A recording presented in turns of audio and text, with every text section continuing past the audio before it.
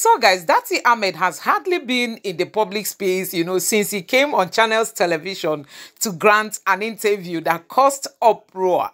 I love Datti Ahmed because, he's a man that speaks gently, but I tell you, his words are weighty. His words are very weighty. So guys, in this occasion, Datti Ahmed was present and he kept, laying emphasis on our democracy. And he keeps talking about our democracy. He keeps talking about our constitution, that these two things work together. Without the constitution, there is no democracy. And if you don't obey the constitution, you don't claim to have any democracy. Please don't forget that Mr. Dele Farotimi was equally present at this occasion. David Hundeyin was equally present. And you are going to listen to all of them speak. Please don't forget to subscribe to my channel, turn on the notification bell. Please give this video a like so that YouTube can recommend it to others. And let me know what you think in the comment section below. Thank you. I always use that word, indomitable leader. He's no other person than Senator Yusuf Datti Baba Ahmed.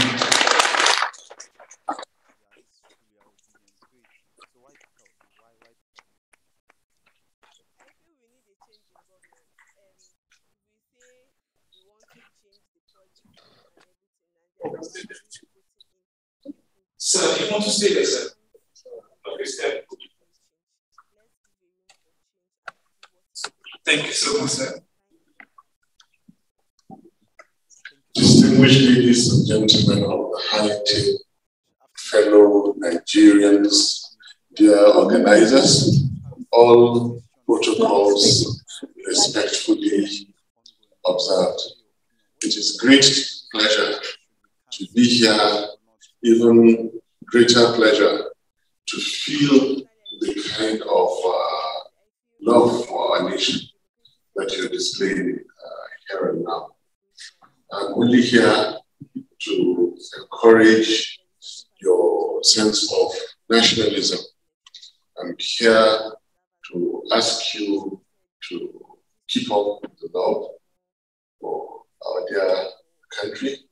While the speakers will do the speaking, I will not have much to say. As you very well know, very little I say, or the very little I have seen before now has rattled the system more than anything else. So out of respect for those who have advised before now, I would just like to encourage those who are going to speak, except maybe just making one or two notes that are fundamental. I have been saying that democracy, as you put it here in the theme, democracy belongs to the people who can practice it. If you can't practice delicate democracy, then it is not for you. Dividends of democracy belongs to the people who can extract it. Human rights and civil liberties belongs to the people who insist, take and keep it. If you can't, it's simply not for you. So struggling to practice democracy is very healthy. We will continue to encourage all of us. Nobody says that democracy is easy. They only didn't tell us how delicate it was. And without going into so much comparison, because I'm speaking in general terms, I'm not speaking about the 2023 elections now. So no minister will fly to New York and make any allegations against me.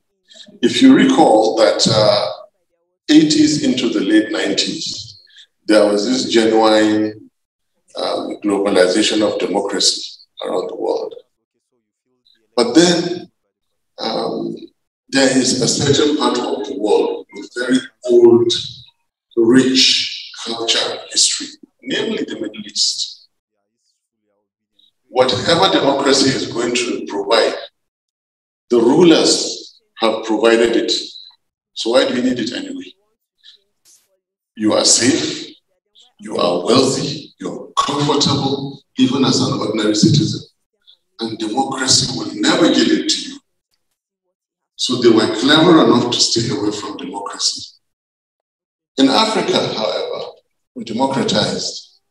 And we saw in the case of Nigeria, what did democracy correspond with? Personal wealth. What happened to the nation? Insecurity, mismanagement, and the rest. I believe in democracy. I don't believe in dictatorship or, I say, kind of monarchy that is practiced elsewhere, even though they are proven to be good. I believe in democracy. But what I even believe in more is that it must be practiced well. What is democracy? It is not having 3 arms of government. What is democracy is the constitution. If you don't follow the constitution, you simply do not have democracy. That is the simple truth. Now, the Constitution of the Federal Republic of Nigeria is different from the Electoral Act. And I repeat, I'm not speaking about the 2023 presidential elections. I'm speaking about we, the people. I'm speaking about the supremacy of the Nigerian Constitution, which says that any law that is at variance with this Constitution is to the extent of that variance, null, void, and of no effect. I'm speaking about the Constitution that has provided how the judiciary shall exist, the armed forces shall exist, the Nigerian police shall exist, the National Assembly shall exist. I'm speaking about the Nigerian Constitution, which says what must happen for there to be a validly elected president. And then interestingly, I have spoken about the opposite or the failure to have those conditions fulfilled. I am for now staying away from any controversy. I just want to speak about the fundamentals. Without a constitution, without abiding by a constitution, you do not have a democracy. Nothing will change this in the world. Constitutions come interpreted, they come simple, they come understandable, and they are to be followed, not to be disobeyed, and then ask wantonly for interpretation. Nobody has time to waste. Constitutions are meant to be followed. Right now, Constitution was followed in the judiciary, in the National Assembly, in the armed forces, in the police as they exist. The Constitution is to be followed, not to be interpreted, as far as the office of the president is concerned. So, Constitution of the Federal Republic of Nigeria is a different document. The Electoral Act is a different document. I respect the courts. My principal has gone to court. I am with him, and all that we're doing, we wait patiently for the courts to. But now, we, the people, have a problem.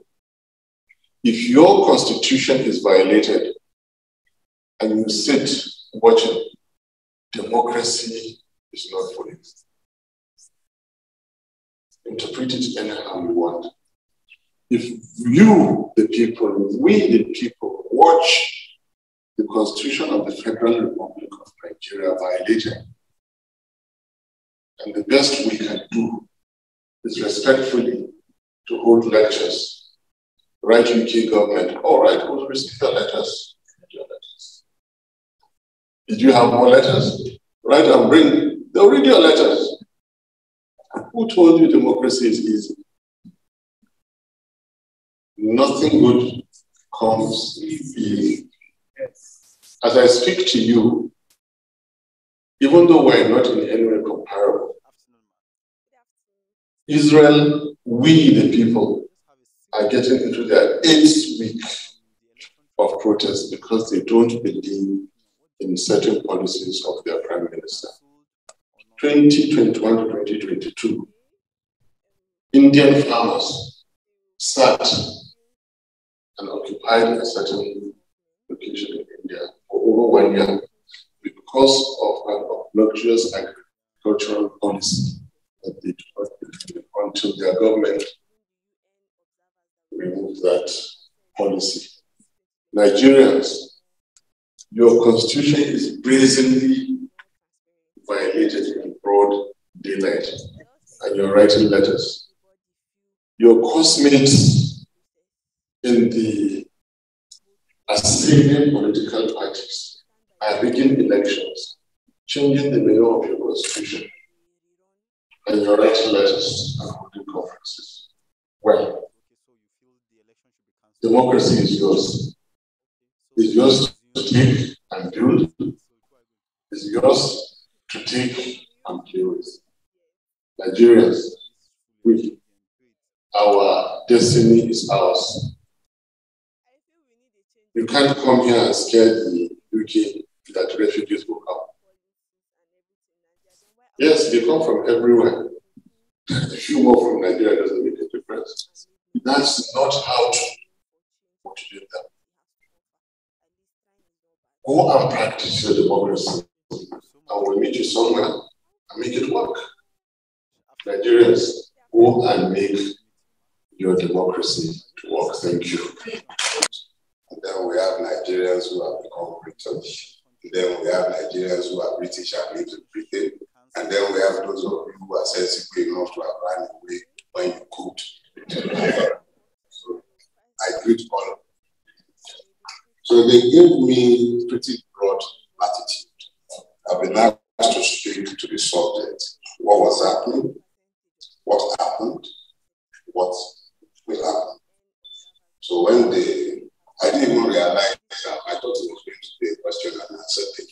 But I saw these and I started asking myself. That was about 9.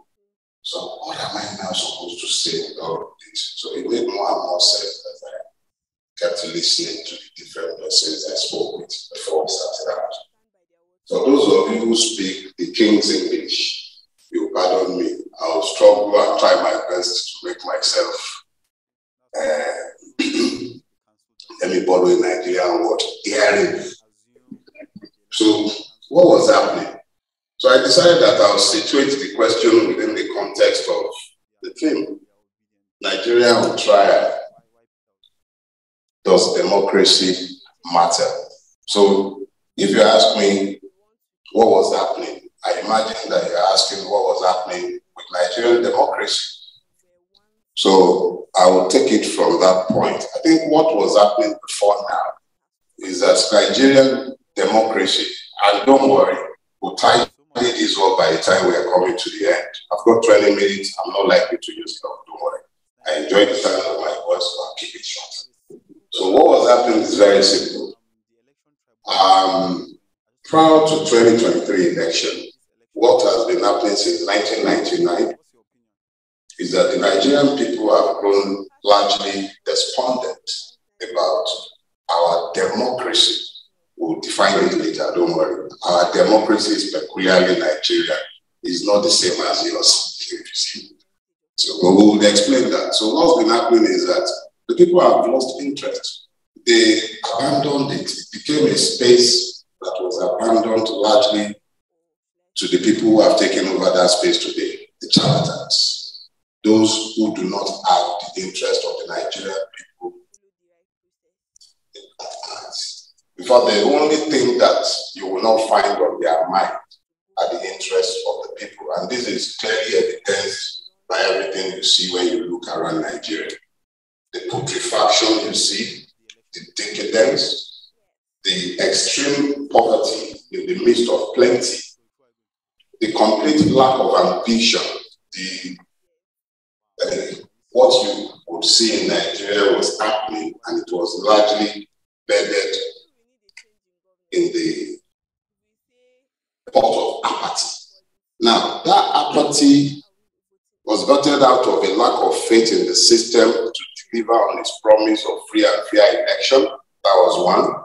But it was also found in the knowledge that the political class, and I stretch the bound of credulity when I use the word political and class in relation to the ruiners of Nigeria, it became evident to the people that regardless of which one of the parties happens to be in power, nothing ever changes about the lot of the people.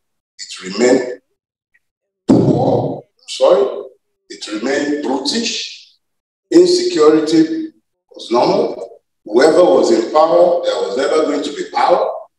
So the only thing that was certain for the Nigerian was that regardless of which one of the many political parties might be in power at any point in time, nothing was going to change. So in the midst of this, the Nigerians were generally disenchanted and disconnected from the system. In 2015, or in the lead up to the 2015 election, you had a coalition of men. I used to call them the thinking thieves and the unthinking thieves. The thinking thieves were generally those who were governing the state of Lagos.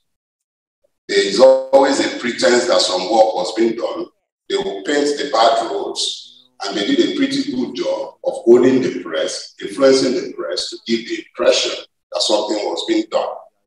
So they were the thinking thieves. They would at least have a genuine budget, even though they would merely put the budget headings, and they would spend the money without doing the work. They would paint dilapidated buildings. They would build roads that do not exist. They would concession public properties without regard. They were the thinking thieves. They were the AC.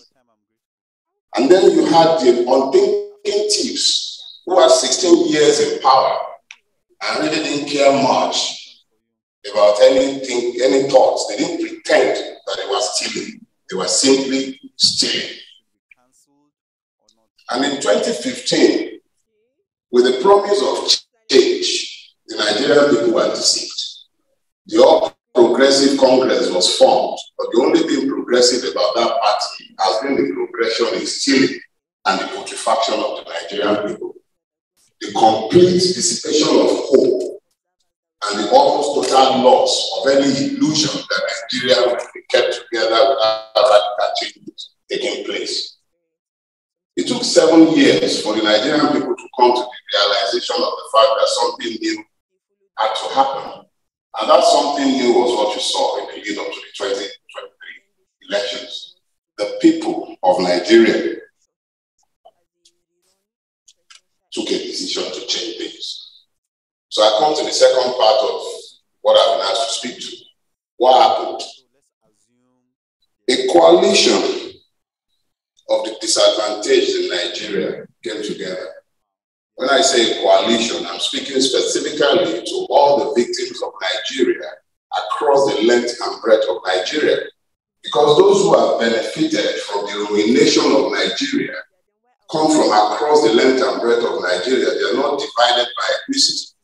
They are not divided by religion. And they couldn't care less, sometimes, even about gender.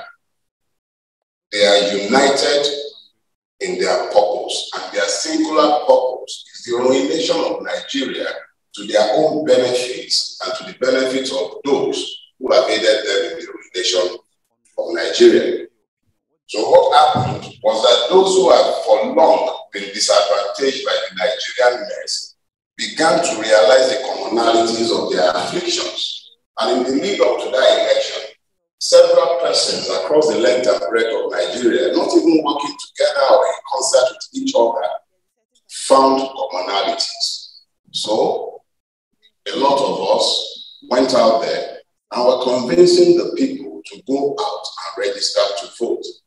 The fact that the Nigerian state had exposed itself shamelessly on October 20, 2020 at Lekki Toll Gate, where it shamelessly murdered an untold number of Nigerian youth, helped to mobilize the youth to become interested in the election, because in the absence of the legitimacy of protests, peaceful protests, with the government making it clear that it has no shame or even any restraint about killing Nigerians, and the international community shamelessly looking on while this was happening without saying a word.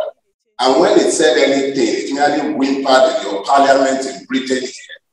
Togenad was busy telling us about how Gowon brought half of Nigeria's treasury to this country, telling us that Britain was effectively a recipient of stolen property.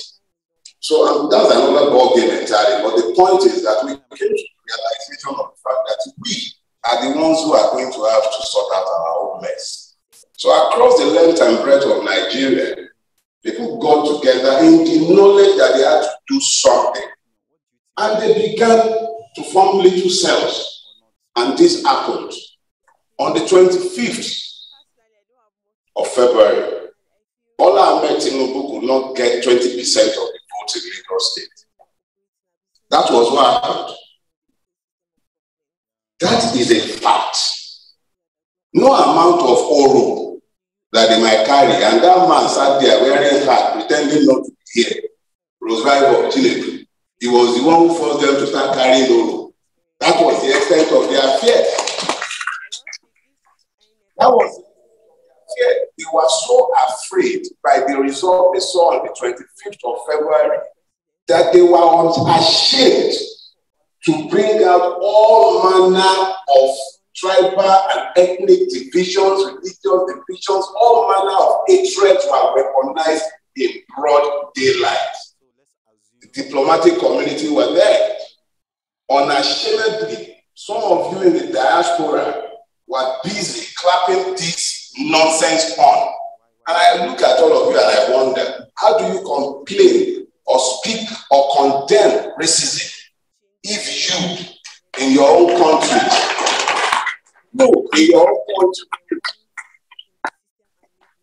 if you in your own country cannot see another person as a wedge? That was what happened in Nigeria. So when you ask what happened, that was what happened. The people found the commonalities of their affliction and they delivered a crushing defeat to the ruling APC on the 25th of February. And after that happened, what then happened? INEC, under Professor Yakubu Mahmoud. These people will remember his name, but will not remember him for good. Because what he did is out there in the public space. Those who wish to theodorize the skunk might call it any other thing. But the truth of the matter is that the man in question most shamelessly compromised the integrity of Nigerian election. I was up and I witnessed the election. I voted around 8:43 on the day, PM. The election was tallied at my polling unit around 1:43 a.m. My fellow residents in my neighborhood brought generators, candles, and everything to ensure that INEC was able to do its job. Everybody did their job. The Nigerians, every one of us who did our job. The only people who failed us, INEC. That was what happened. So they now told me, said, so what will happen? To know what will happen, we have to address the fundamentals that His Excellency mentioned in passing. And fundamentals are important. I'm a Yoruba man. The Yoruba nation is a very old one. It precedes the Nigerian nation. And it's probably as old as the English. I'm proud to say that. My mask that is in your museum here dates back before Christ. So let's be clear about that. And one of our fundamental proverbs says this. He says, you say to the crippled, your load is imbalanced. And he says, why are you looking to the load on my head? Why don't you address the imbalance at the base? What will happen? I'll tell you. Nigeria is not possessed of a constitution. You know, Excellency was busy talking about the sanctity of the Constitution. Nigeria is not possessed of a Constitution. Nigeria is governed by a decree. It is known as Decree 24 of 1999. It was the parting gift of the military junta that rules Nigeria. The Constitution of Nigeria does not flow from the will of the Nigerian people. So the Nigerian is essentially not a citizen. He is a subject. Citizenship does not fall on your lap. It's a function of evolution. The British evolved their citizenship. And you have to go back into the Magna Carta, dating back to, I think, 10 something. I'm not sure. I think it's about 10. I'm not sure that it's been a long time since I took courses in jurisprudence, but I do know that the basis of English or British citizenship is in the Magna Carta. It restrains the powers of the king and it forces him to be accountable for his powers. Every power given by law is limited by law. When a power is given by law and is unlimited by law, it simply means that that society is ungoverned by law. Nigeria is not governed by law. We might pretend that it is, and we have done fantastically well for the last 24 years, pretending that we are a democracy that is governed by law. But Yorubas also say that when a house is calm, it is because the bastard in the house is not grown up. When the bastard is matured, the house is going to be upside down. What has happened is that the monster in the Nigerian household has grown up and has now become fully fledged. That constitution has always been a lie because it does not flow from the will of the people. It is a military imposition. That military imposition is what has come full circle. And the people now have to decide whether they are happy to live with the lie that is called the Constitution and the monster that it has battered that is called a democracy, but is more fittingly called a democracy. That is on one hand. What will happen? I'm not going to threaten you with the refugee problem. You want it. That's the truth. The British and the rest of the West, the entire world economy is predicated on the assumption of Africans. I'm sorry to say, but that is the reality. If we ever got our hacks together in Nigeria, our best and brightest would not be in this country, slaving away at jobs that some of your people will not even take. We have brain drain, a major brain drain in my country. But you are the recipient and beneficiary of the very best and brightest of my countrymen. We send our children to come to school in your country and we train them at great expense. The money spent in Britain and other countries every year to train Nigerian children will be sufficient to fix all the problems in our educational system. But I just read that the Nigerian government has declared that it is incapable of sponsoring tertiary education. Question is, how many of the children of the Nigerian middle class, including myself, are to be found schooling within Nigeria? That is by design. It has taken our money to prop up the economy of the West. The idiocy of our rulers have assured that your countries are rich whilst we have remained poor. So I'm not here to ask Britain to help us. I don't expect you to help us. I expect no help. But I am here to let those of you who live in this country, Nigerians, who live here, you need to get up to the idea that you have been blessed and fortunate enough to escape the mess in our country, and you are here. You are in a society that works to an extent. It might not always be this, but it's working currently. Where we can talk, you can. When they might hold us down in Nigeria, you can force their partners here who pretend to care about us but do not really give anything. Because I'll remind you, and I'll round up with this because I realize I'm close to 20 minutes now. In the immediate aftermath of the NSAS protest, I was asked to attend a meeting with the Western diplomat. And after the meeting, I sat down I was trying to figure out exactly what the meeting was all about. And I realized that they were just worried about what we were likely to do and how it might affect their own business interests in Nigeria. So I realized that beyond the platitudes that might be offered by any Western or foreign powers, it is entirely up to us to find the solutions to our problems. So thank you for having these in Britain, since they are the ones who created the original mess called Nigeria. But solving the problem called Nigeria is entirely a Nigerian undertaking. How we do it is entirely dependent on us. The election, and somehow also provoked a race war along the way. So clearly something is wrong here.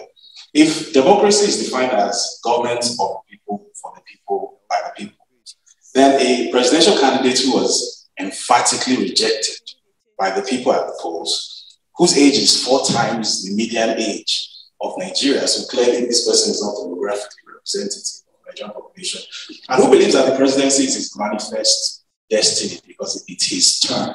How exactly is that democratic? The answer, of course, is that merely holding an election, something that closely resembles an election, only for it to announce a predetermined winner, regardless of what people have to say about it, is not democracy or anything close to it. As I mentioned when I started, even North Korea and China hold elections. There's nothing special about elections. In fact, North Korea's official name is the Democratic People's Republic of Korea. But certainly none of you would suggest that the fact that it calls itself democratic and it holds elections makes it a democracy.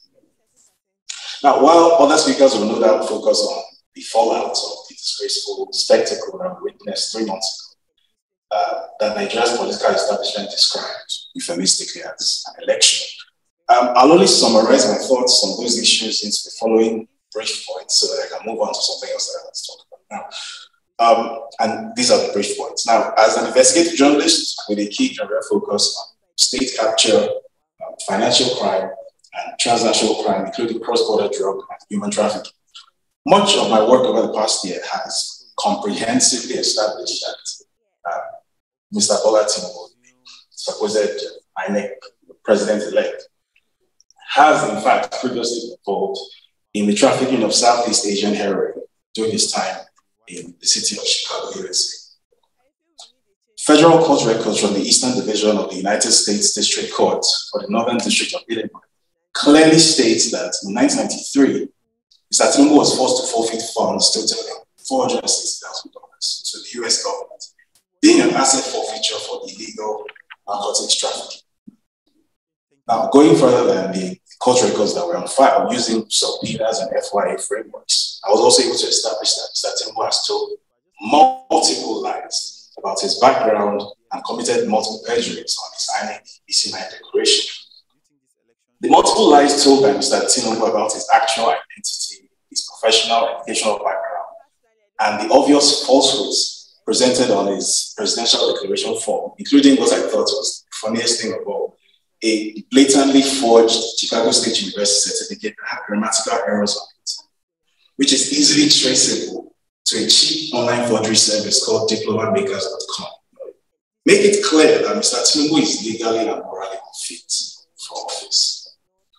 Now, the illegality of declaring Mr. Tinubu the winner in the small hours of the morning at 4 a.m. when everyone was asleep, without any actual evidence of this supposed victory, an outcome that was not supported by any credible poll, and which INEC's own emerging data continues to contradict, makes a mockery of the credibility of Nigeria's Electoral Commission and calls into question the basic credibility of the electoral process. Now, a few weeks ago, as part of the testimony that I delivered to a UK parliamentary inquiry on a separate issue, I was asked to state what I believe the UK and its international partners should do about the situation in Nigeria, what I believe the consequences would be if these actions are not taken. Now, I know several of my co-speakers here have spoken very pointedly about the fact that the UK is not going to help, and the UK should not be viewed as the go-to entity here, but nonetheless, I was asked for my opinion, and I gave an answer, and this is what I said.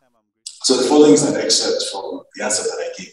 I said, The international community needs to impose sanctions on individuals and organizations that have played and are playing key roles in destroying democracy in Nigeria through electoral malpractice and media narrative astroturfing and propaganda that assists the unapologetically fascist position being adopted by the ruling regime. In a manner similar to the targeted sanctions adopted against senior members of Zimbabwe's ZANU-PF regime for violating the human rights of Zimbabweans, senior figures in Nigeria's executive, legislative, and judiciary should be made to face targeted economic and travel sanctions that would bar them from doing business, owning property, or seeking healthcare in countries like the UK. These sanctions should also be extended to family members of sanctioned individuals, preventing them from acting as their economic proxies and from obtaining healthcare or education in these countries. If no action is taken, my assessment is that Nigeria as a whole will become fundamentally destabilized when the sharp divide between the leadership and the people becomes impossible to mitigate or work around. Demographically, Nigeria is already one of the most divided countries on earth, with a national median age of just 18.1 years old, alongside an aged, incompetent, out-of-touch leadership class, typified by the incoherent octogenarian who is currently prepped to illegally assume the country's highest office later this month. Willfully ignoring the clearly expressed will of the Nigerian people will inevitably lead to social unrest and instability, especially among the youth who are disproportionately affected by the problems that this very class of wannabe dictators created. This was a very important part of my submission, and I want you to listen. This kind of chaos has already been foreshadowed in parts of urban Nigeria over the past 4 years. These events are now remembered individually as the reprisal attacks against South African businesses in 2019 because the so-called 1 million boys gang violence during the COVID-19 lockdown in 2020 and the NSAS protest later in the same year. But when examined in context, they are not standalone events. They are a growing pattern, each one more serious than the last. If the pattern persists, we will not be considering a Nigerian civil conflict or a West African regional crisis, but a major global humanitarian catastrophe will engulf Africa and Europe. It is important to remember that essentially all of Nigeria's 200 million residents are basically two national borders and one brief Mediterranean crossing away from Europe. The total destabilization of the country with that many people, a stone's throw away from Lampedusa and Calais, would fundamentally reshape Africa, Europe, the UK, possibly the entire world as we know it, not in a good way. So those are my words to Parliament a few weeks ago. And I have an addendum. It is that if the UK actually has a commitment to promoting democracy in Nigeria and promoting good leadership in Nigeria the way it says it does, then we need to demonstrate that commitment by refusing to allow the very kleptocrats and criminals who subvert Nigeria's democracy from obtaining political legitimacy here, parking their money here.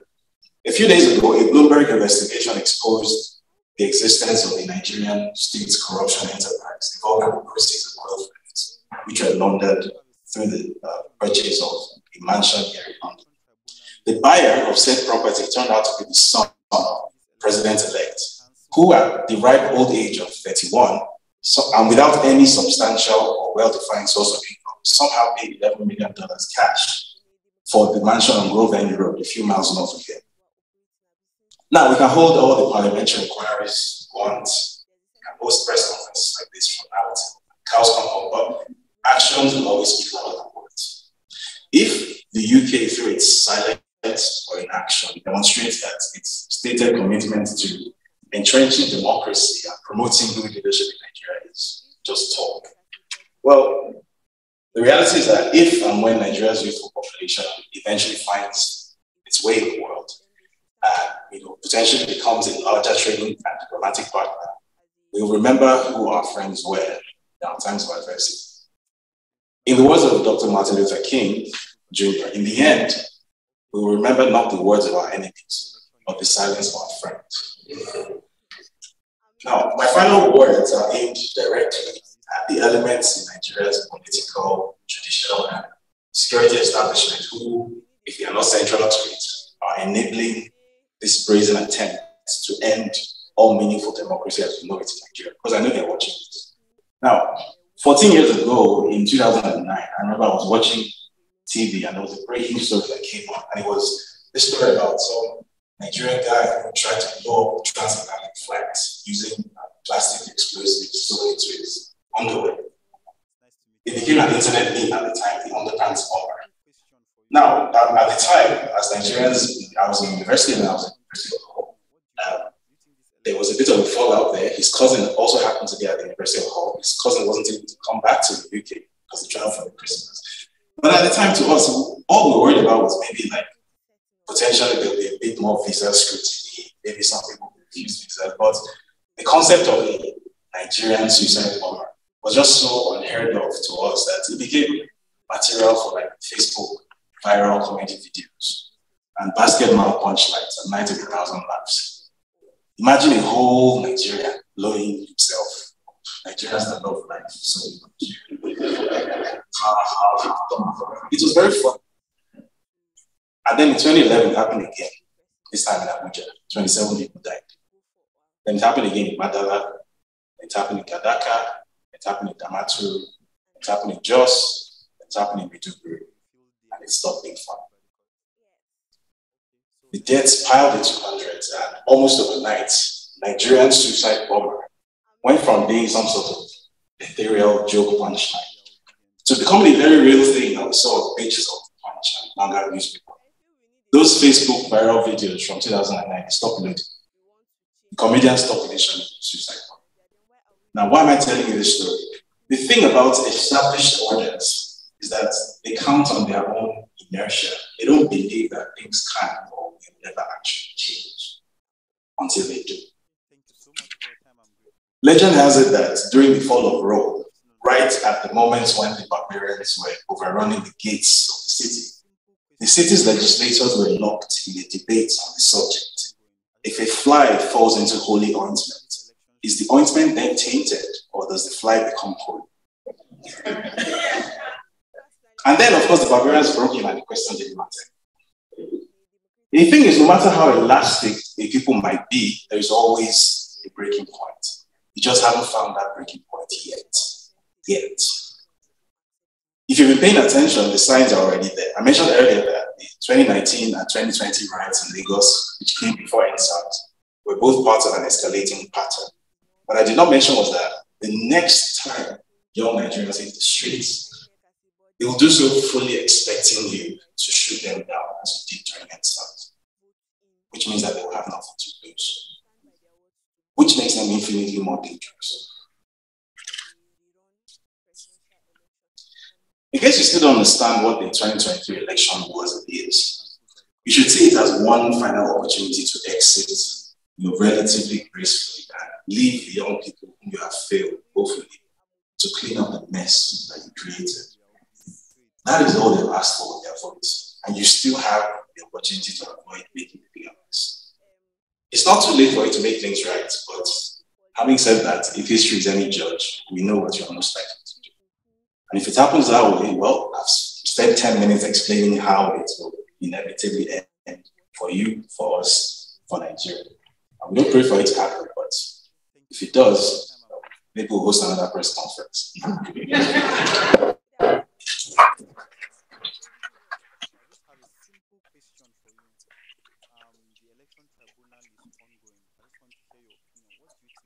Wonderful young man. Every time I look at this young man, I see a future for Nigeria. Yes. Every time I look at this young man, I see a future for Nigeria. It reminds me, quite frankly, I don't want to talk about this country. This is my country as well. But it reminds me of people like Tony Blair, and every time I look at him, I say, yes, Nigeria has a future. I'm talking about future. There's a parent here who has been talking to his children about this conference and that Your Excellency, Senator Yusuf Datti Ahmed is coming. And the children said, Daddy, you must take us there. You must take us there. So when he came to me and said, the children actually said, yes, they want to go and greet Your Excellency. I said, okay, I will have to I need permission from the Excellency for them to come. But please, where are the kids? These are the future of our country.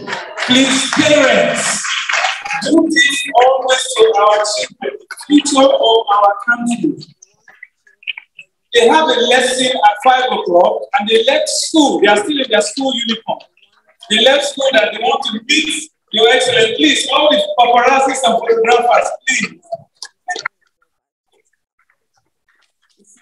And I think they are twins, by the way. Yes. Please, paparazzi, photos, please.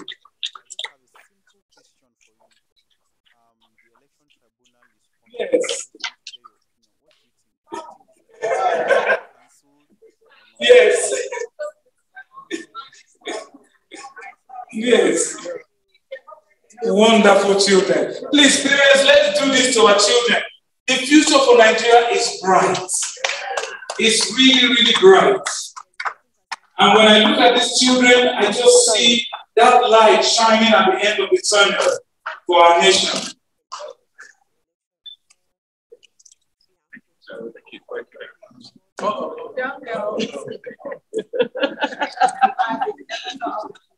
Yes.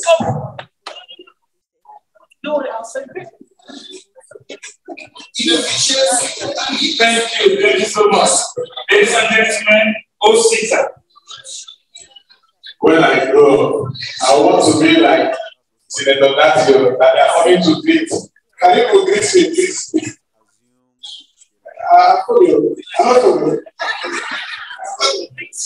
You know, world briefing, press briefing. And the leader who was making the speech didn't know he had jumped 2 pages. And the press started murmuring the line. He said, but that is not a laughing matter. He didn't even know that he had jumped 2 pages in his speech. That is kind of tragedy of suffering. Because some speeches are written, and let's just carry it and be looking at it. God are the days of speeches that are written by other people. We have candidates who speak from their hearts. And that's why Nigerians follow them. And I ask myself again, hey, somebody won an election. The presidential candidate lost his state. The chairman lost his state. The president himself lost his state. The most viable cities in Abuja, in Nigeria, Abuja and Lagos, you lost it. So where are you popular? Have you asked yourself that? If you're not popular in Abuja, really, you're not popular because every Nigerian combined to Lagos and Abuja. So I'm going to introduce our sister here. Another lady who has done very well. You know that a lot of things happen at Chatham House. Nigerians have really been pushing. It's so unfortunate what leadership subjects Nigeria to. And the people who represent Nigeria here, including Senator Datti himself, they have been bullied, called all sorts of names because they wanted to do things right. And our sister here also have been taking a lot of jabs for trying to be fair, upright, challenging the status quo. And I know she's going to go places. Join me in welcoming Dr. Loretta Oduwari.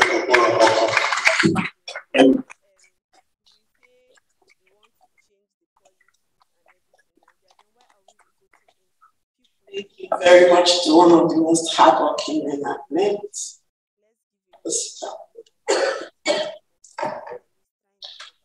Good afternoon, or is it evening now?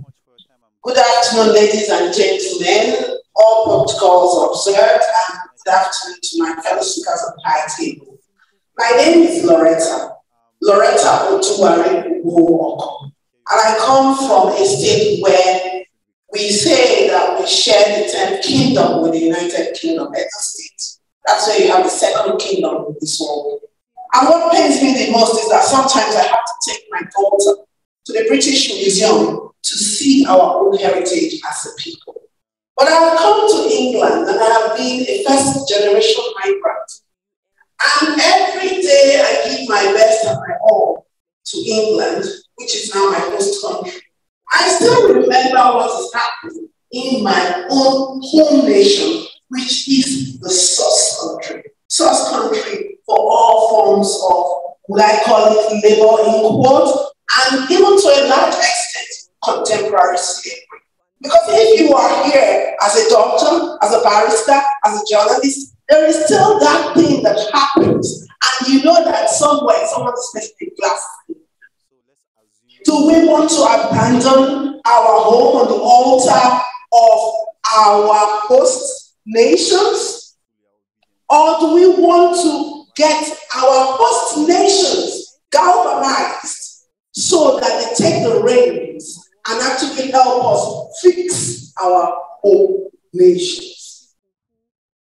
With that, I'm going to say a big well done to all those who have organized this conference today. I want to thank people who have traveled from afar and come here to come and actually amplify the voices of Nigerians. As it crossed our minds that in every population, there is a critical mass. That critical mass is very, very minuscule. That critical mass is tiny. Today, we have the critical mass of Nigeria in this room. And importantly, the critical mass drives the majority. So I'm telling us today that our 200 million strong population is actually depending on us to amplify their voices and let the world know what we know, what has happened. I've been asked to speak in this conference today about Nigeria's democracy being on trial.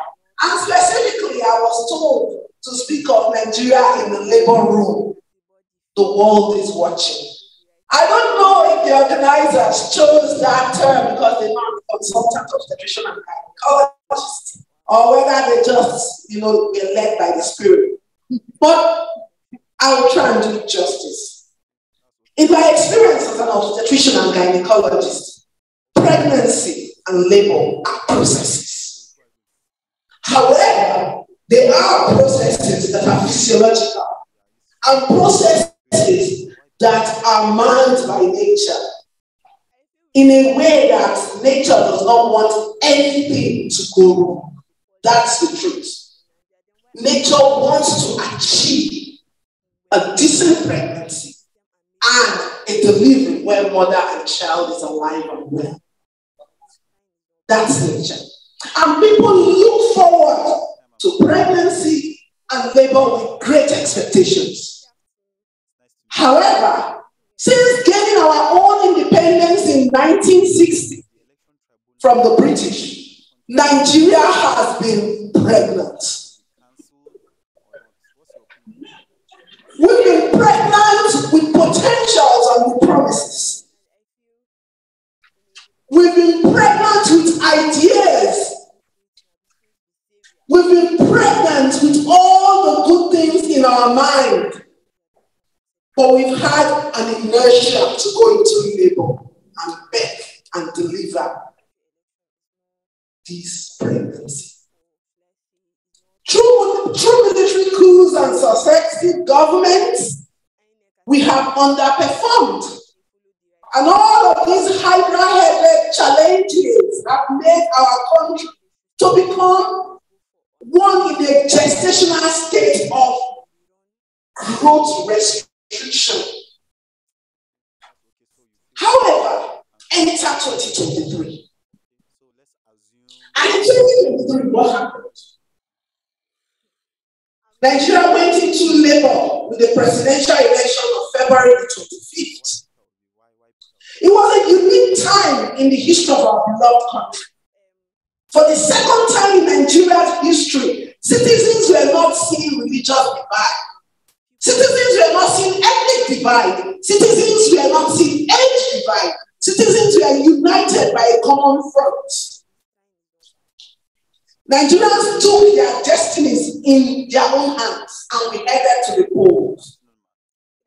The distinctive characteristics of 2023 is well documented in databases that are public. There was a swelling of all our registered voters. There was increased engagement. And even when I went to the polling unit, I saw my countrymen.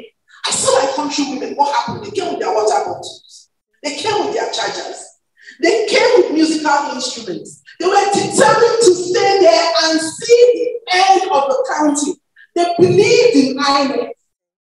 Nigerians have come to a realization of what my father always told me when I was growing up, that it is only Nigerians that can change Nigeria for Nigerians. We may have the help of other people. We may have them aid us, but we must overcome that inertia. We are in labor. We must better our democracy. And Nigerians did not shy away from this. The world waited. The world looked. We looked forward to the betting and delivery of our true democracy with great expectations. Africa held her breath as the words of Nelson Mandela echoed in our hearts, that the world will not respect Africa until Nigeria earns respect. The black people of the world need Nigeria to be great as a source of pride and confidence. But what happened? Alas, there was a midwife in this labor process. The process was supposed to be midwifed by an independent body, as their name is called, the Independent National Electoral Commission. However, this very same midwife scuttled the delivery of true democracy and created what we call in obstetrics and gynecology an obstruction in the labor process. The labor process had come to a halt due to no fault of the mother, in this case, Nigeria. Nor was the child not ready to be better. But somebody had put in an obstruction somewhere. Going by the results of many Nigerians like me and my sister here and everybody on this table, and many of the Nigerians who are watching everywhere in the world today, and those of us who were in the field, electoral materials were coming at 2 p.m. Egbon said it. Dele Farotimi. I was there in my polling booth. It came at about 1:30. Every step of the way, an obstacle was put to scuttle Nigerians. And then the promises of INEC, they came to naught. The portals for announcing results, transmission of results, all of them came to naught. A constitutional crisis has arisen just from the fact that the midwife in this whole process has decided not to entertain violence for Nigerian lives. However, the birth of a new Nigeria is what we'll see in the Obidient movement and the things that have been happening. It may be stalled. There may be an obstruction, but it cannot be aborted. This new Nigeria is only being delayed. And today we look to the Nigerian judiciary to continue the midwifery process. They have now taken it away from those who were supposed to be independent, who were fully dependent. What they were dependent on, you can guess.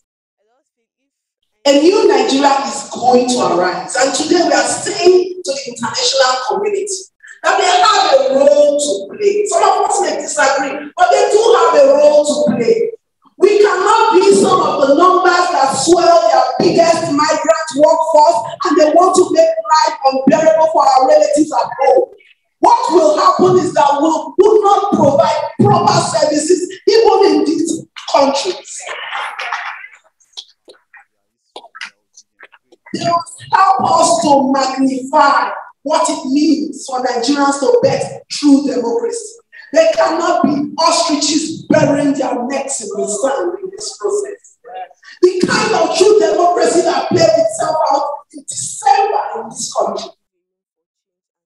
Our Prime Minister, Rishi Sunak, was wishing this country Merry Christmas. And somebody pointed it out that he was not wearing his silk belt. The Constitution swung into action. Rishi Sunak was fined and Rishi Sunak paid the fine. Yes! That is constitutional work. So why should we turn a blind eye? And I tweeted right back to my Prime Minister when he congratulated current government select. I told him, we in Nigeria are pushing to have this kind of democracy where your people will tell you that, Prime Minister, you have breached the law. You apologize and you pay the fine. You brought us democracy. You must help us see to a logical conclusion. You cannot turn your face to the current constitutional crisis going on in Nigeria. The 200 million strong population of Nigeria are asking what has happened to the birthing of our mandate. And those of us who are going for sub-national government roles in Nigeria, in the next dispensation in our states, are asking, if this can happen at the presidential level, what hope do we have at the grassroots? To birth a new Nigeria into existence, the judiciary, we must look at the example where we find that there's the existence of the judiciary, there's the existence of the armed forces. And we should use these precedents because these bodies exist governed by our constitution. These bodies are better, not subject to constitutional interpretation. Therefore, ladies and gentlemen, and everybody watching, the election of the president cannot be subject to interpretation either, but must strictly be provided for by the law as it is interpreted in our constitution. So, the labor room is being keenly watched by the whole world, this labor room of Nigeria, and our judiciary, who has taken over the battle to resolve the current constitutional crisis, are being watched. They have to indeed rise up to this occasion. And the Western world, who plays host to most of Nigeria's migrant population, either legal or illegal migration as the case may be, will have a lot to lose if Nigerians are displaced, if Nigerians are not mentally stable. So they must build their searchlight on this constitutional process resolution that is going on by our judiciary. I will modify the words of JFK and say, he did tell us, he said, democracy is not perfect and freedom has got its difficulties. But all this same, we've never had to put up a wall to keep our people in. We are not going to put up a wall to keep in the betting process and the delivery of Nigeria's democracy. It may look like chaos right now. It may look. But do not look to the British or to any part of the West for our solutions. It is entirely in our own hands. Thank you very much. Your Excellency, good afternoon. Good afternoon, my fellow panelists. And good afternoon to you all that have taken the time to make it. What a privilege, what an honor to stand before you. Even more so to even speak today.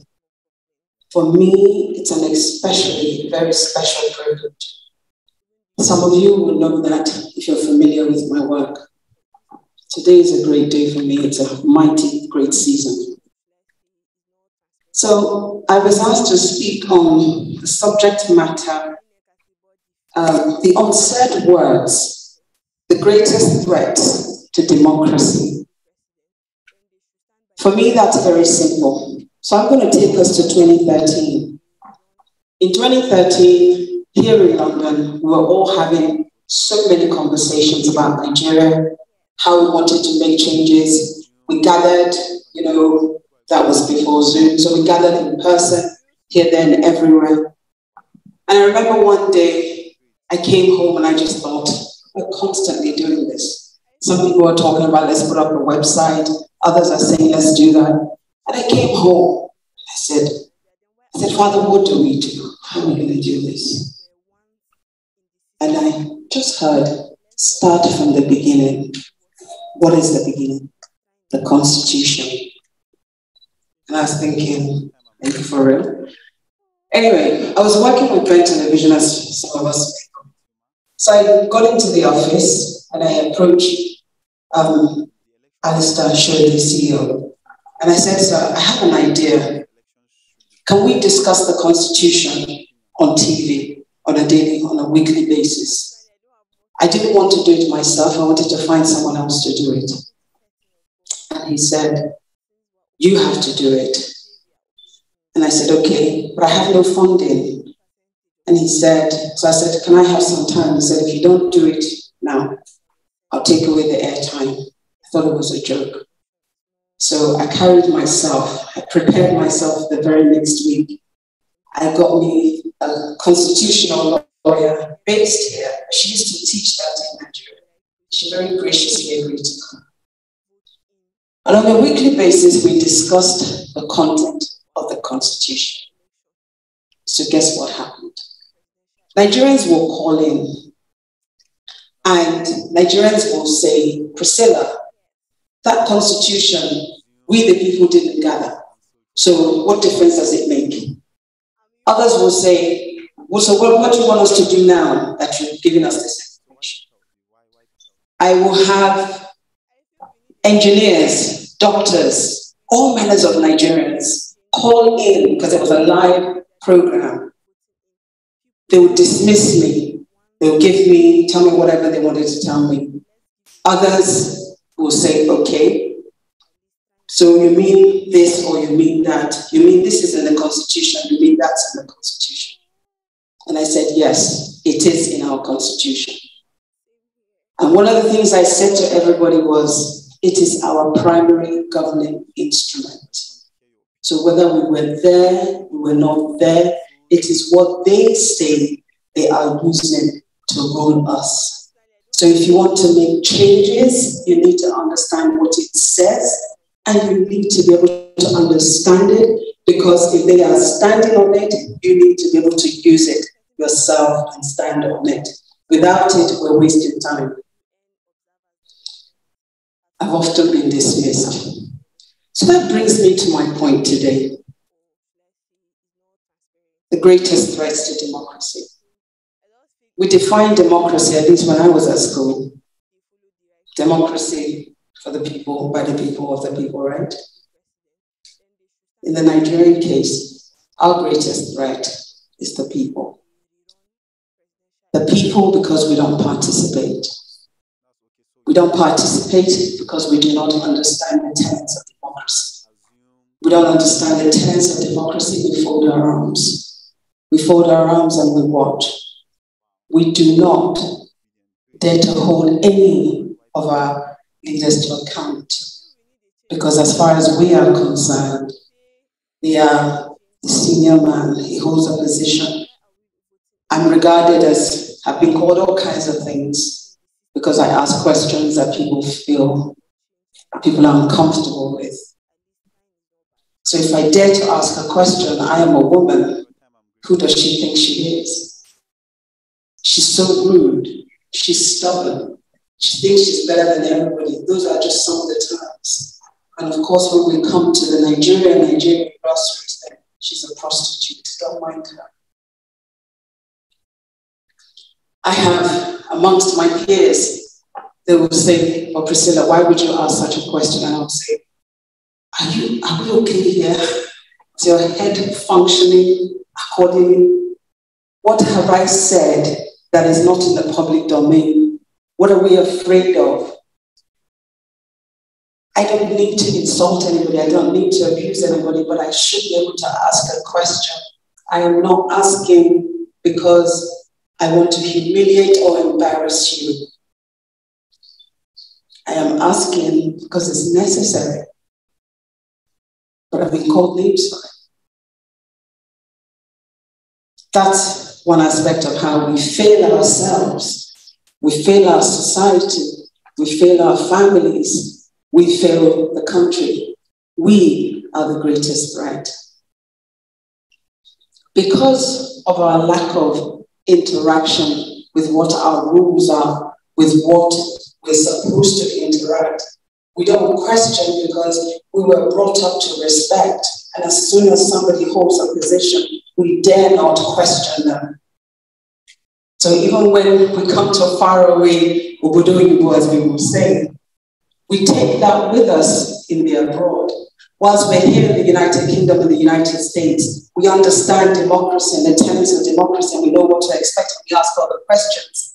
But when our Nigerian politicians come into town, we revert and we bow and we dare not ask questions. We are the problems. Because we are that threat to democracy, our democracy ensures that we continue to choose leaders that has zero consideration for our interest. And we're so bound by us, our beliefs, our tribal associations, and what we're going to get, our greed and our corruption, that we choose these leaders as long as it's our tribe's person. I remember in 2015, God, I came under all kinds of fire.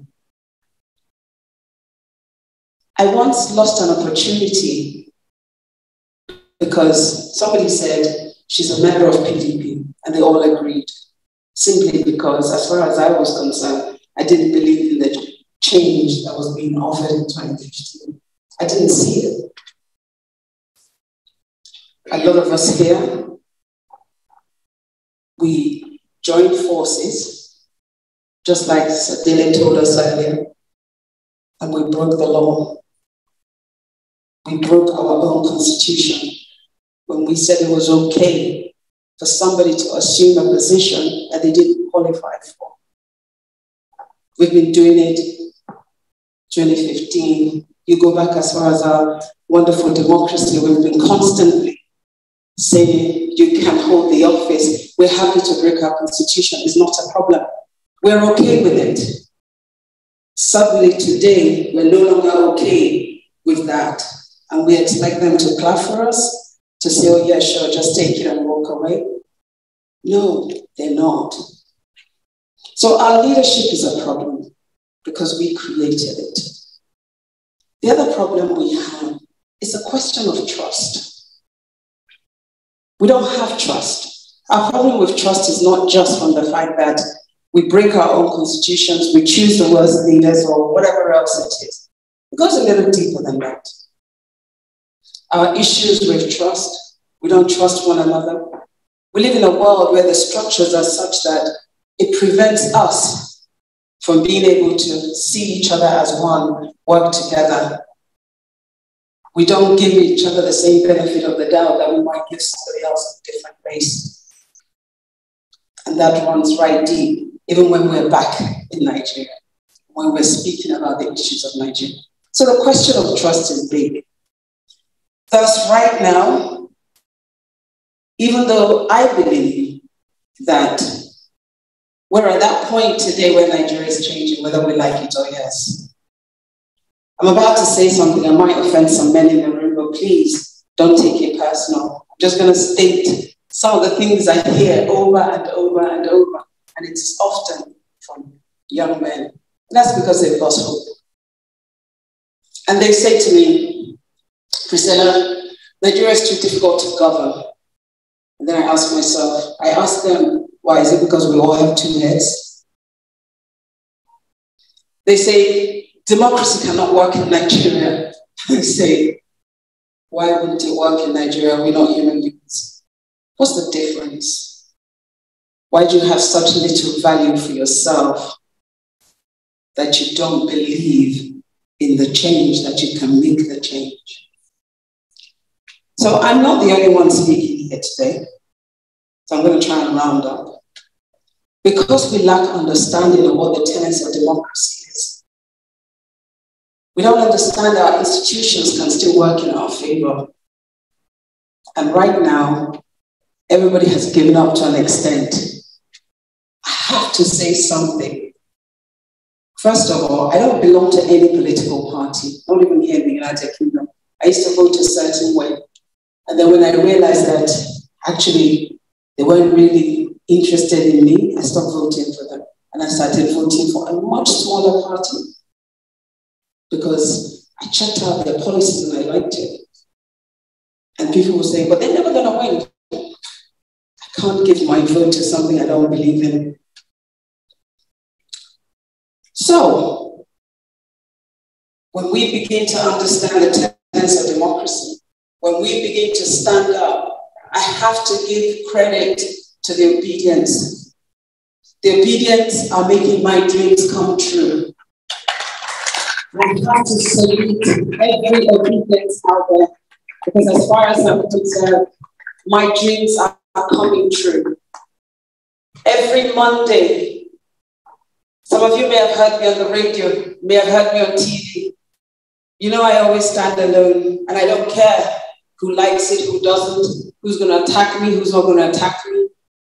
I say what I say because I think it needs to be said.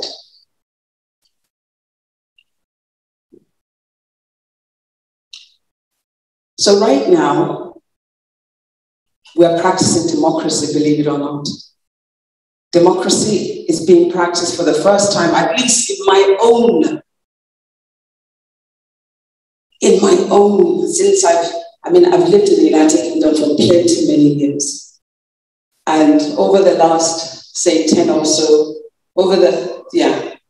I've been more and more involved or interested and connecting with Nigeria and Nigerian politics. And so over this period of time, I can tell you that we're actually starting to practice democracy. How are we doing that?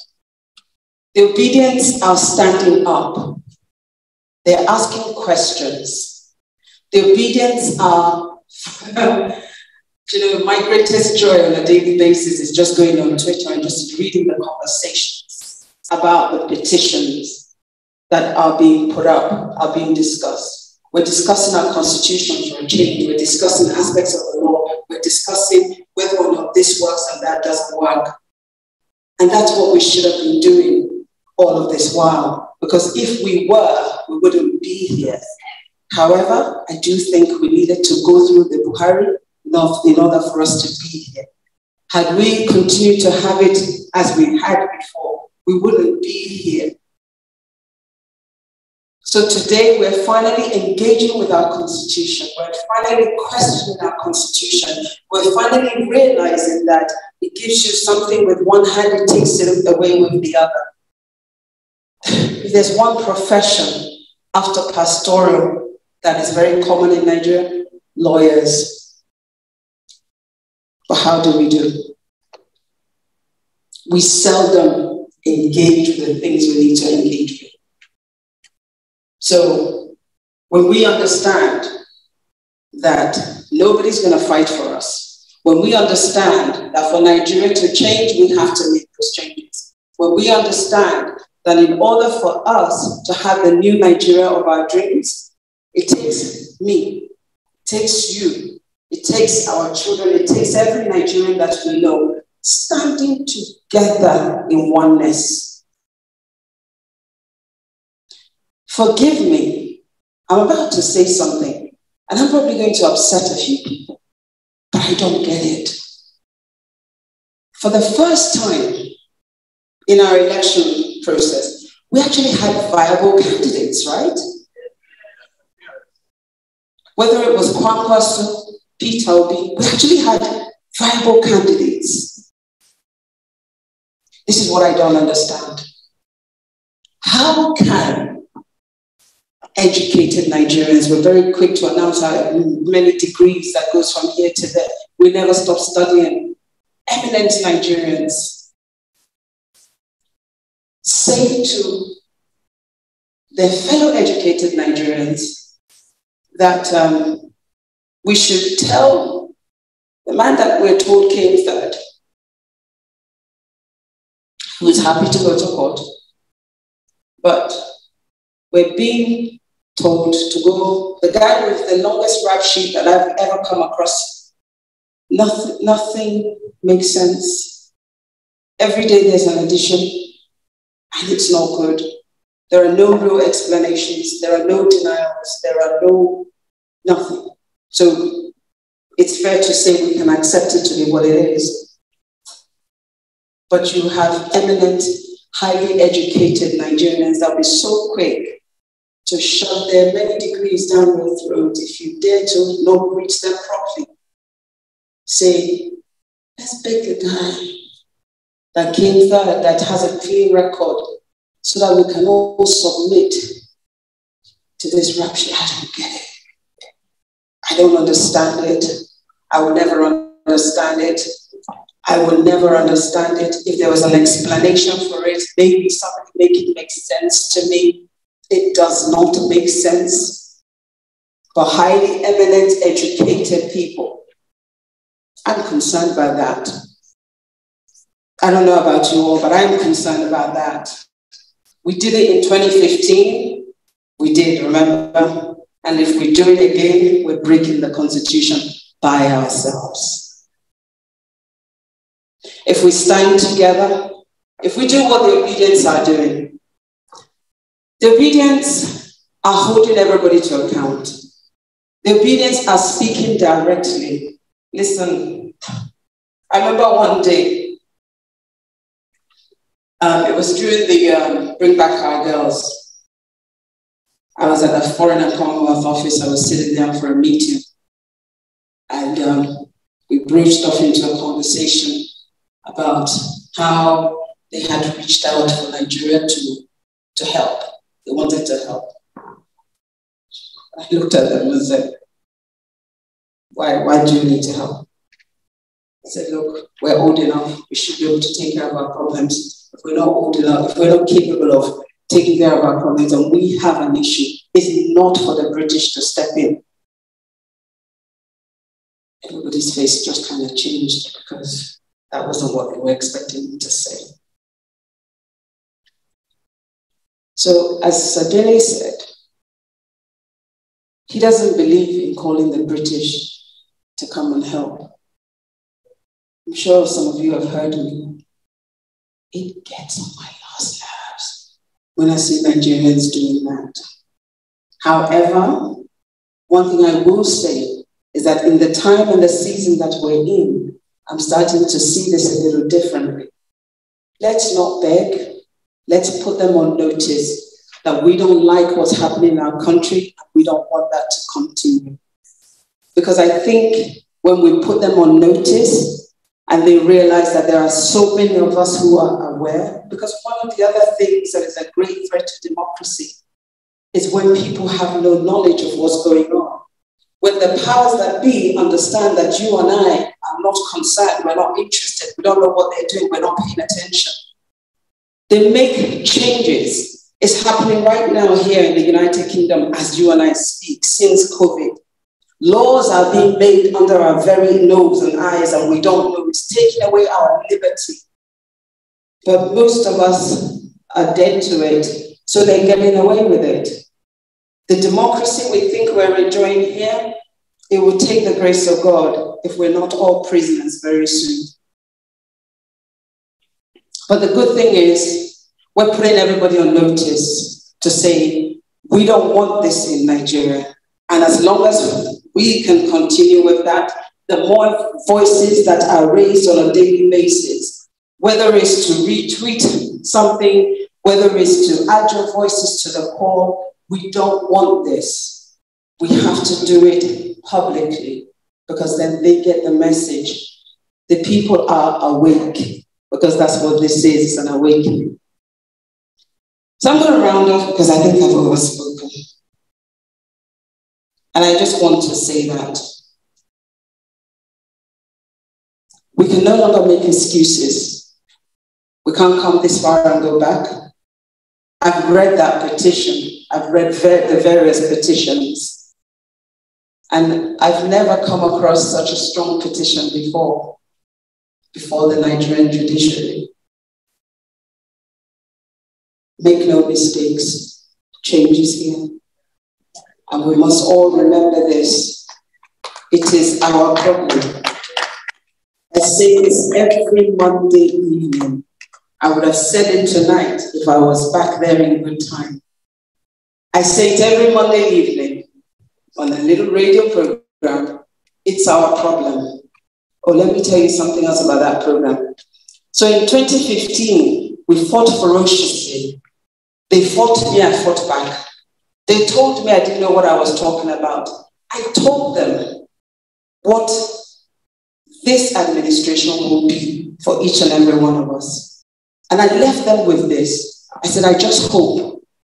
I said, my sadness is we're all going to suffer in it. And I just hope that we'll be able to recover. Some said, we don't care if it's a dog. They told me that live on air. They said they didn't care. So here we are today. That program used to be so active. Everybody used to call in and we'd be talking back and forth. They can't call in. People are too embarrassed. I don't bite. They're too embarrassed to call in. They feel that, they can't engage with me because they can't get over the fact that it is happening. Just as I said. And they've lost so much that some of them, their lives, some of them, lives of their relatives, some of them, everything they ever owned. Recovery is tough for them. So they don't call back anymore, but they listen quietly. So I'm just going to stop there and say that it's our problem. We can fix it. Let's do that. Thank you for listening. Please, another round of applause for Peter Obi. And some of us remember one word manufactured by the Nigerian politician. They call teamship. Beautiful word. And somebody asked the question that led to that teamship. And I want to salute the last speaker because you all asked, how are you going to fix it? He said, I'm going to do it. Teamship. A round of applause for this. And she said, the unsafe things, that's the most dangerous thing. Whenever they're telling you, don't go there, don't go there, why are we running away from the facts? I know some of us, the movie watchers, there's one film called A Few Good Men. General, you're not telling us the truth. The truth is I cannot handle the truth. Can we handle the truth? I think the Obidient have been able to see the truth. And they're handling it. A round of applause for them. I know some people that spent about 3 million naira to travel just to cast one vote. Nigerians are participating. It's time. The real change is the one we are getting. Please help me welcome our beloved brother. They call him GRV. It's popular because he did what people never thought was possible. And I want to call him to come and just greet people. That stood firmly against time. He lost his followers, standing firm and not giving. Thank you. They call him Chill. I don't know where he had the name.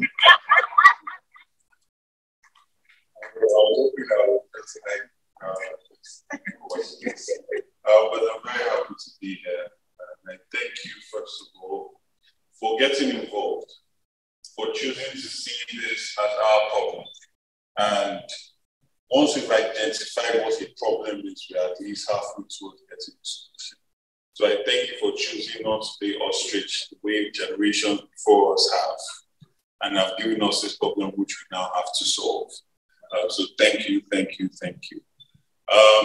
For me, I feel that this election, I cannot be more proud of the generation that I went into this election with. This is my third election. The first I contested for local government chairman under Kowa Party. And I remember I would go and talk to people and you ask them how many people are registered and less than 10% of the whole of the voter cards. And then you see a remarkable jump where people decided that they were no longer leaving politics to politicians. You had a situation where young people were mobilizing by themselves without being mobilized. You had a situation where, October 1st, we shook Nigeria.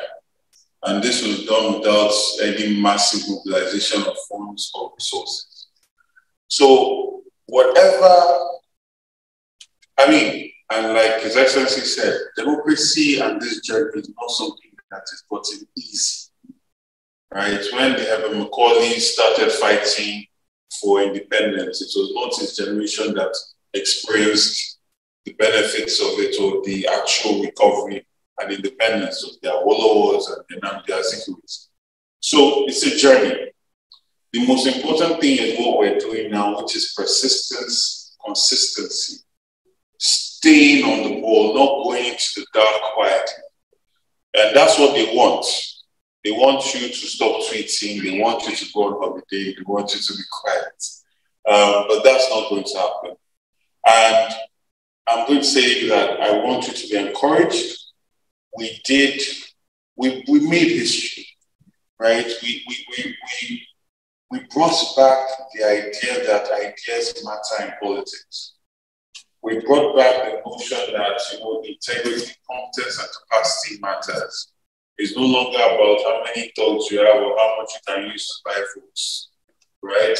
And that's never going to be erased out of the streets. What we now need to do is increase our self-influence. Because more than anything now, more and more people are empathetic towards the Labour Party, towards this idea movement, this idea of, we want people that don't have baggage, we want people that will vote for, we don't have to hold our nose or ignore their crimes, right? And this is only going to get bigger because more and more people are going to be inspired to come out and participate in elections that would not normally have come out before. Because now there's a huge group of people that want their leader to be somebody they can be proud of. And that's not going to change. When the mind has been expanded, it cannot go back to its previous size. People have seen it, they know it, they know what quality leadership sounds like, what quality leadership feels like. You cannot take that back, right? So we are the now, we are the future. And when we talk about democracy, yes, I understand the flaws of our constitution. And yes, I understand the flaws of the entire process and everything that has happened. But for me, I always make decisions based on hope. And more than anything, I've seen people stand up. I mean, like Mr. Farotimi said, they have started talking about Oro on the Tuesday before the election on Saturday. When they moved the election, the Oba postponed the Oro. If you are not Yoruba, you might not, if you are not Yoruba, you come to. And yes, my name is very much but not anyone to add anyone. Unlike some, we actually have a birth certificate.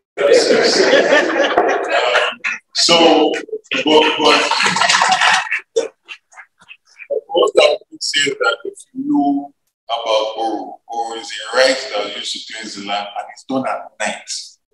And it's only engaged the people that belong to the Oro are the only ones that can see it. So when you see traditional institutions doing something during the day, you realize the extent of their desperation. And even with all of that, people still came out. And these people were not bought. I'm coming from a party where millions of dollars are shared the night before. They've put all the money in the local government, who are coming, they're taking their own. This did not happen. It did not happen. So, for the first time, we're starting to get to a situation where equations are balanced in the sense of, okay, the typical people that come out to harvest their voters card every 4 years, get their money, and the people that actually want a Nigeria, a better country, they are now coming out. So the equation is starting to be balanced. And I tell people, the best kept secret is the people that want a better Nigeria far outweigh and outnumber the ones that want to collect. That's right. They just need to see a viable candidate that they can believe in that will take the country where they need to go. And they found that in this election. That's why you see the kind of numbers that we got. So for me, we have gone to court. I believe that we have very good cases. And even, let's even say, for some reason, you know, I was with His Excellency Peter Obi before I came spent about an hour together. I said, don't travel out of this country for too long. People must be seeing you, people feeling you, going out and all. So this is not the politics of you go and then come back. So and then, no, we are going for proper shadow governments. We are going to be going at their policies while the court case is going on. And by God's grace, we'll stay in my victorious report. But this is the thing. It's human beings that put these constitutions together with all its flaws. And it's human beings that are going to change it. We must make sure the human beings that change it are the ones that will put it to office. Thank you.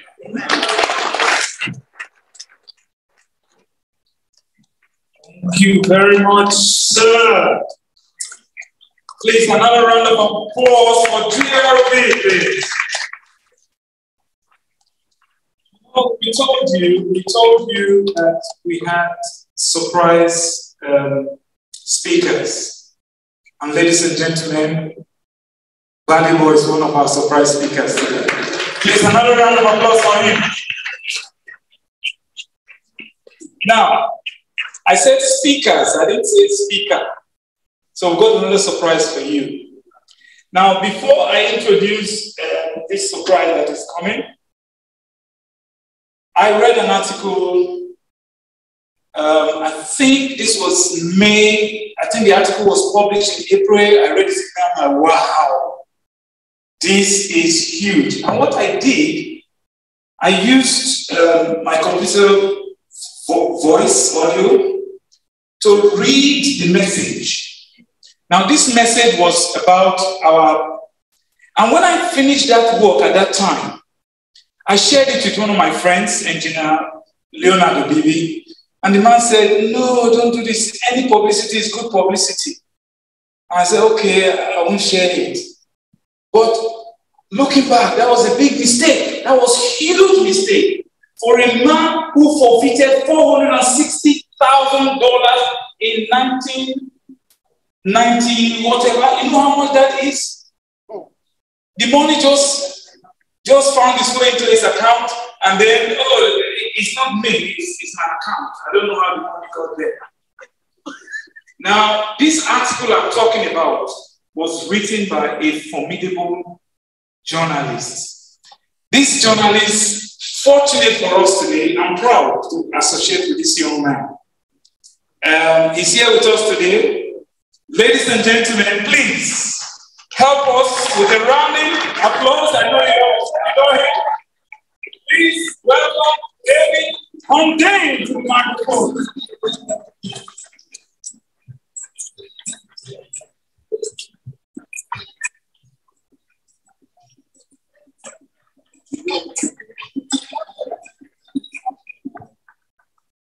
Thank you. Don't have much of a speaking point, but we'll get through this. So, good afternoon. My name is David Hundeyin, and before I get started, I want to go quickly to piece of audience participation. So, with a show of hands, please indicate whether you've ever heard of a tool following entity. So, the first is called the. So guys, you have heard it for yourself. Datti Ahmed is that man that speaks gently, but his words are witty. And you know, the Nigerian politicians don't like to hear him speak because he's a fearless man. He fears nobody. And you know, he says it the way it comes out from his heart. He doesn't have any apology. He doesn't have any regrets. So guys, and I hope you enjoyed listening to him. And I know you must have picked one or two things from those that spoke.